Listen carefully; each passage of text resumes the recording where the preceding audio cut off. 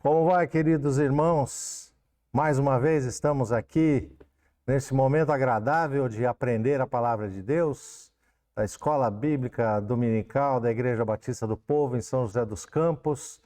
E para mim é sempre uma alegria estar junto com vocês, tanto presencialmente como neste momento aqui vos falando através desse sistema muito interessante de hoje em dia, que tem conseguido fazer chegar à sua casa com segurança a palavra de Deus. Convido você a abrir a sua Bíblia no livro de Apocalipse a partir do capítulo 15 diante. É o que chamamos da segunda parte nessa lição que foi dividida em duas. Apocalipse é muito grande, Apocalipse é um livro maravilhoso, não dá para dar em duas lições. Então nós vamos dar uma passada muito panorâmica pelo livro de Apocalipse, tentando extrair para o nosso coração aquilo que nos alimenta no dia de hoje. Mas você, de novo, leia em casa mais uma vez e mais uma vez, tanto a lição no livro quanto a sua Bíblia, que você vai ser abençoado. Seguramente o Senhor Jesus tem uma bênção especial para o seu coração, assim como já tem me abençoado no preparar estas palavras. Apocalipse, como eu falei, é o livro que encerra, que junta, que consolida o ministério de Jesus Cristo. E aí, então, se vocês estão conseguindo ver claramente o slide, está a cruz, a ressurreição, o túmulo vazio e Jesus vitorioso. Esse, então, é a grande essência da narrativa de Apocalipse. Jesus vitorioso até o último momento, desde o começo ao fim. Jesus é vitória. Nós temos o alvo da lição e aquilo que vamos procurar trazer para os irmãos é que Jesus é o foco central do livro e das profecias, e como nesse momento de Apocalipse. Nós devemos sentir, ao ler Apocalipse, alegria, segurança pela promessa da volta de Jesus em glória.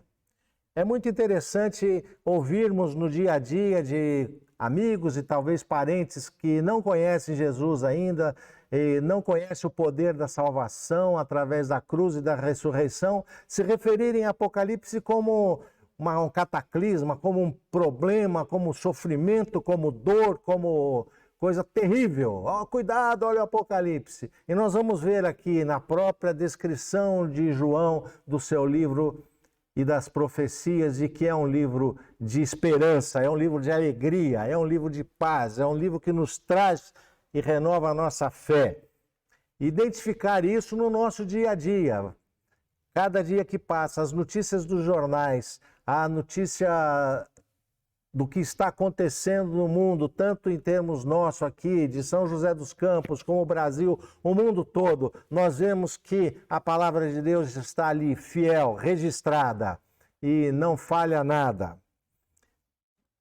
Jesus faz a afirmação: eu sou o Alfa, eu sou o Ômega, o princípio e o fim.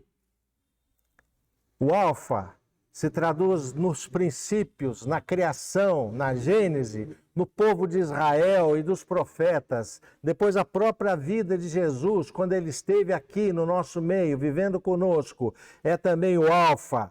E os apóstolos e a igreja, o início da igreja de Cristo aqui, também está dentro desse Alfa, desse grande início, dessa grande introdução ao grande ministério de Jesus Cristo. E por fim agora, o Ômega, a consumação dos tempos. Isto vai chegar, a vitória final, os remidos do Senhor subindo em glória e vivendo eternamente com Jesus Cristo nosso Senhor.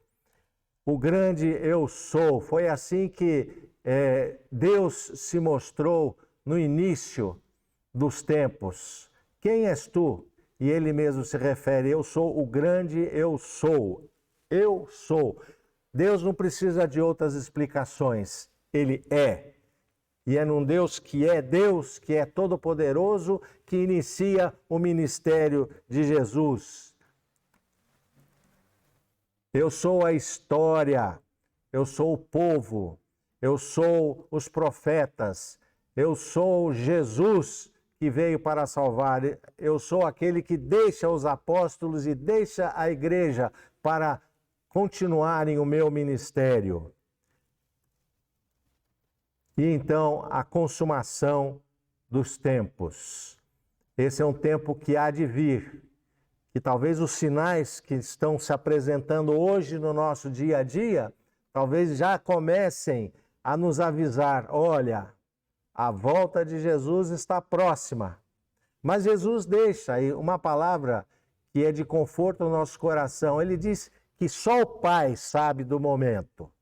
Então não é um momento também, não é uma vida de ficarmos ansiosos com tanta dificuldade que estamos vivendo nesse mundo e vamos passar a viver uma ansiedade esperando por Jesus. Jesus nos convida a vivermos uma vida de fé, de esperança, uma vida de contínua adoração e louvor ao seu nome. E ele voltará. E ele voltará. Essa é a nossa grande esperança que está escrita no livro de Apocalipse.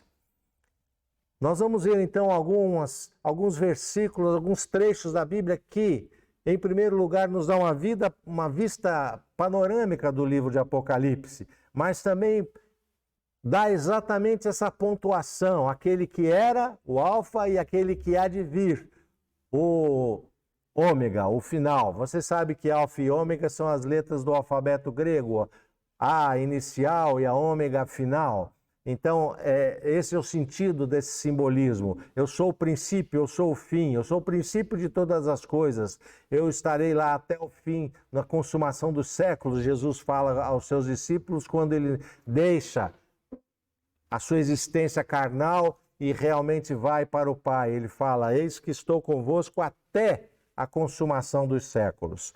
Então, nós veremos alguns trechos da palavra de Deus que confirmam esta integridade da sua palavra.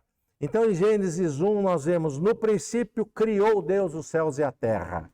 Em Apocalipse, nós lemos, vi novo céu e nova terra. Chamou Deus a luz dia e as trevas noite. Em Apocalipse diz, não há noite. Na eternidade não haverá noite. A noite traz um sentido de medo, de dúvida, de incerteza.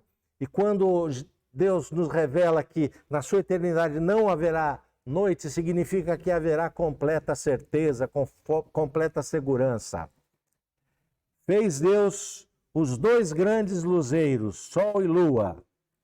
No versículo 16 de Gênesis 1:16. Em Apocalipse lemos, a cidade não precisa nem de sol, nem de lua, porque Jesus vai estar presente o tempo todo conosco. No dia em que dela comeres, morrerás. Lembramos aquele episódio de Eva e a serpente enganando o homem e a mulher. No capítulo 2, versículo 17. Mas lá em Apocalipse 21 nós lemos, a morte já não existirá. Não existirá a morte mais.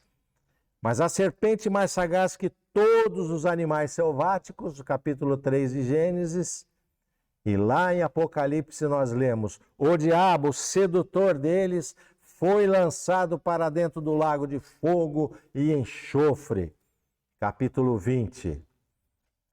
Em Gênesis lemos que havia um cenário do paraíso, do jardim, e ali ocorreu a tentação de Adão e Eva e a queda do homem, no capítulo 3. Mas lá em Apocalipse nós vemos a visão da cidade santa, de ruas de cristal, de ouro a cidade, resplandecente. Também vemos em Gênesis 3, interrompido o andar de Deus com o homem. Quando o homem peca, Deus não está mais dia a dia andando no jardim com o homem. Deus se afasta do homem. Mas em Apocalipse nós vemos o contrário. perpetuado o andar de Deus com o homem. Então nós voltaremos a caminhar dia a dia com Deus, na sua presença constante. Então vocês estão percebendo, queridos irmãos que estão nos acompanhando, que não existe aquele cataclisma, não existe aquele clima de terror em Apocalipse. Para os salvos, nós estamos lendo apenas versículos de vitória e vamos ler mais alguns. Em Gênesis 3:13 diz: o triunfo inicial da serpente, que ela conseguiu enganar o casal, né? Então foi o triunfo inicial da serpente. Em Apocalipse 20:10 nós lemos o triunfo final do Cordeiro de Deus, que tira todo o pecado do mundo. É um contraste muito maravilhoso, né, irmãos? Em Gênesis nós vimos: multiplicarei sobremodo os sofrimentos. Por causa da queda, veio o sofrimento na vida do homem, e o homem passou a sofrer dores, sofrer o peso do trabalho, o suor para conseguir manter a sua família. Isso tudo aconteceu lá, mas em Gênesis nós vemos: já não haverá luto, nem pranto, nem dor na nova cidade, na nova Jerusalém, naquela cidade que almejamos de todo o nosso coração. Maldita é a terra por sua causa. Deus amaldiçoou a terra. Mas em Apocalipse nós lemos: nunca mais haverá qualquer maldição. Que palavra abençoada é essa? Na queda do homem, o domínio foi interrompido. O homem dominava sobre todas as coisas e o domínio foi interrompido. Lá na frente nós lemos: o domínio do homem é restaurado no governo de todas as coisas. O homem passa a governar. Fechado o primeiro paraíso. Foi tão triste a história de Adão e Eva que Deus fechou as portas do paraíso e tirou o homem para fora do paraíso. Mas lá, aqui em Apocalipse, nós lemos: o novo paraíso se abre, no capítulo 21, 25. Em Adão é vedado acesso à árvore da vida. Mas aqui nós lemos no capítulo 22, o acesso à árvore da vida é restabelecido em Cristo. Jesus, a árvore da vida. É maravilhoso isso. Lá foram expulsos da presença de Deus. Adão e Eva, o homem, a criação, por causa da queda e por causa do pecado, foi expulso da presença de Deus. No novo céu e na nova terra, nós contemplaremos a face de Deus. Uma coisa maravilhosa, né, irmãos? A segunda parte que engloba esse significado consolidador de Apocalipse é o uso constante do número 7. Isso não tem nada a ver com sorte, não tem nada a ver com superstição. É que o número 7, para o povo de Israel, ele significava a completude, a inteireza. Então, quando um serviço está completo, se referia a 7. Se você for dar a resposta para alguém: e aí, a saúde, tudo bem? Eu não estou dizendo que se falava isso naquela época, mas você pode até pensar dessa forma: saúde, tudo bem? Está 7. O que é saúde 7? Não é 10. A gente fala 10, né? Porque depois nós fomos ensinados a usar o número 10. Mas o 7 na Bíblia está completo, está inteiro, está formado, não tem o que fazer mais.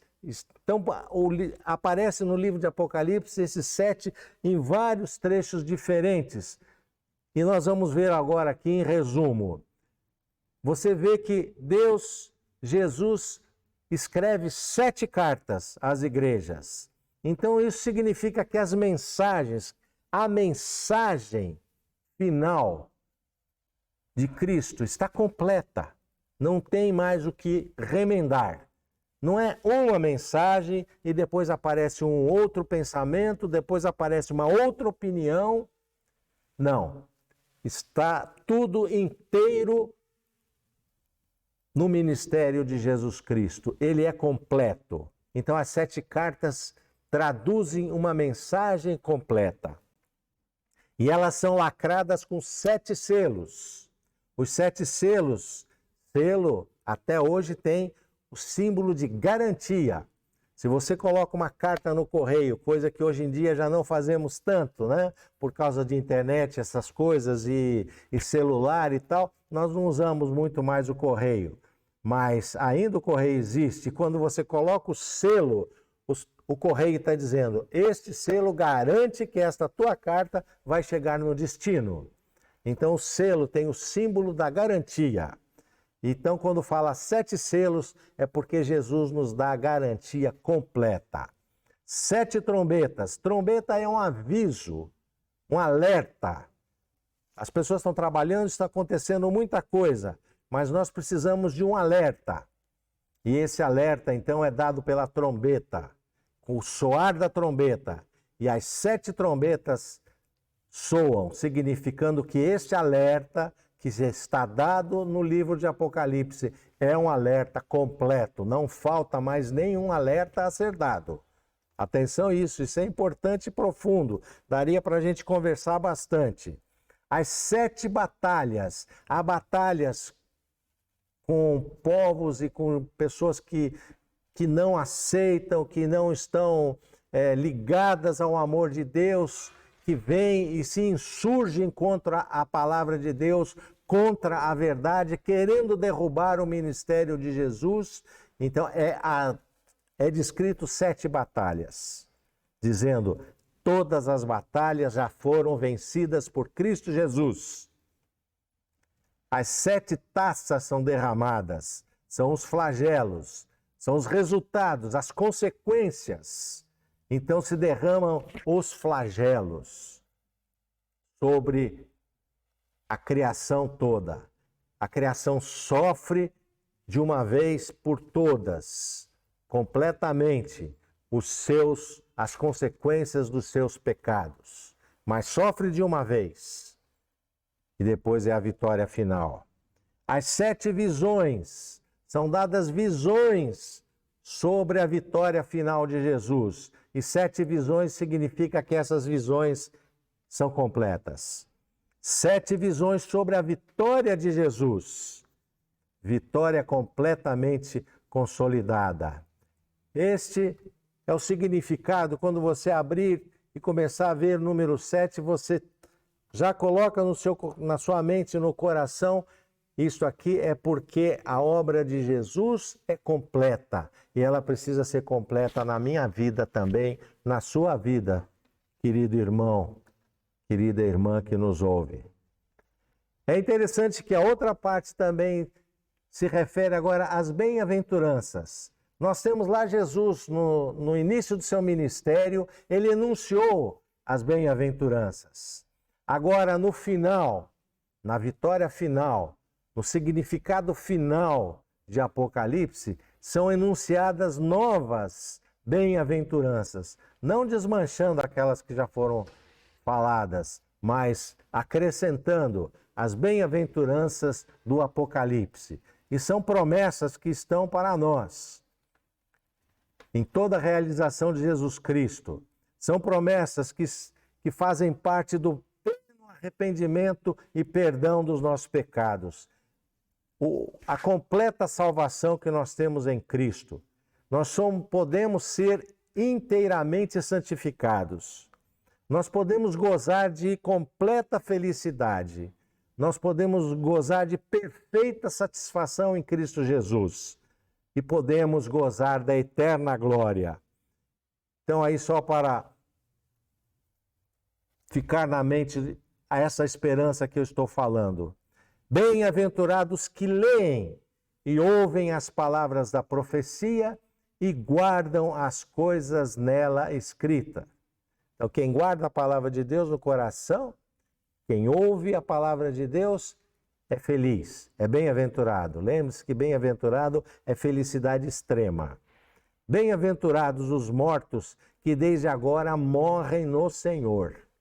Aqueles que morrem e morrem no Senhor são felizes, porque ressuscitarão na glória em Cristo Jesus. Bem-aventurado aquele que vigia e guarda as suas vestes. Aqui tem no sentido de que nós teremos vestes brancas e elas não serão manchadas. Elas são guardadas puras, porque não fomos e não nos contaminamos com o mundo. Nós conseguimos viver separado da contaminação do mundo. Então, isso significam vestes brancas. E somos felizes porque podemos usar vestes brancas não contaminadas. Bem-aventurado aqueles que são chamados à ceia das bodas do Cordeiro. O Cordeiro, então, finalmente vai se encontrar com a sua esposa, a sua noiva, que é a igreja de Cristo, nós. Esse encontro. Feliz aquele que vai estar nesse encontro. A grande ceia celestial. O encontro da sua igreja com Jesus Cristo. Esse momento é imperdível. Você conhece a Jesus, meu irmão? Olha, essa é uma grande felicidade que está reservada para nós. Bem-aventurado aqueles que têm parte na primeira ressurreição. Jesus morreu por nossos pecados e ele ressuscitou para nos dar vida em abundância. E nós conhecemos isso, por isso somos felizes. Bem-aventurado aquele que guarda as palavras da profecia desse livro. Ouvimos a profecia, mas guardamos no coração. Porque no nosso dia a dia, como eu falei no começo, dia a dia experimentamos a glória de Apocalipse, a glória do Senhor Jesus. Dia a dia. Mas só podemos experimentar dia a dia se isso estiver no nosso coração. Num problema que acontece ali, num problema outro que acontece, numa oportunidade, lembramos da profecia desse livro e permanecemos firmes, permanecemos fiéis à palavra de Deus. Bem-aventurado aqueles que lavam as suas vestiduras no sangue do Cordeiro, para que lhes assista o direito à árvore da vida e entrem na cidade pelas portas. Jesus já havia mencionado no seu ministério terreno aqui que aquele que não entra pela porta é ladrão e salteador. Na glória celeste não vai ter ladrão e salteador, só vai ter aqueles que entram pela porta. Então, bem-aventurado, felizes aqueles que conhecem a porta, que é Jesus, que nos leva para dentro da mansão eterna e celestial. E Jesus falou lá em João 10, 9, eu sou a porta, se alguém entrar por mim, será salvo.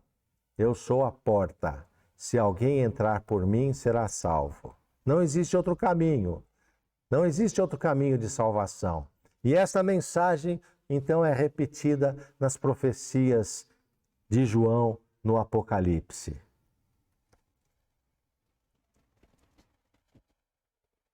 Como falamos desde o começo, então, irmãos,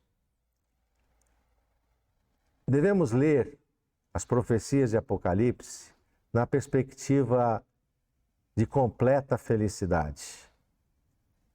Se por acaso no mundo você conviver, encontrar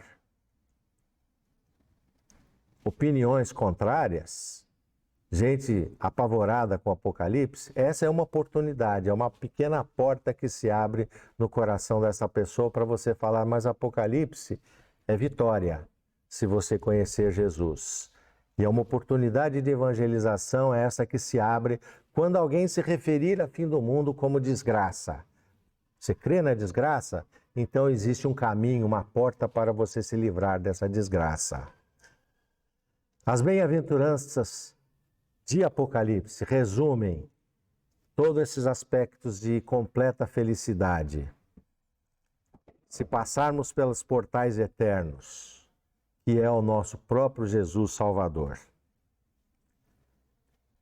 Então, encerrando esse momento, queridos irmãos, dessa lição, bem rápida, né?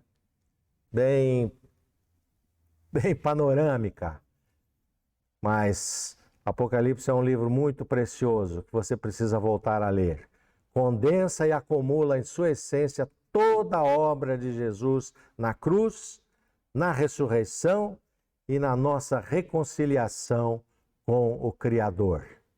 Pense nisso, querido irmão. Reconciliação com o Criador.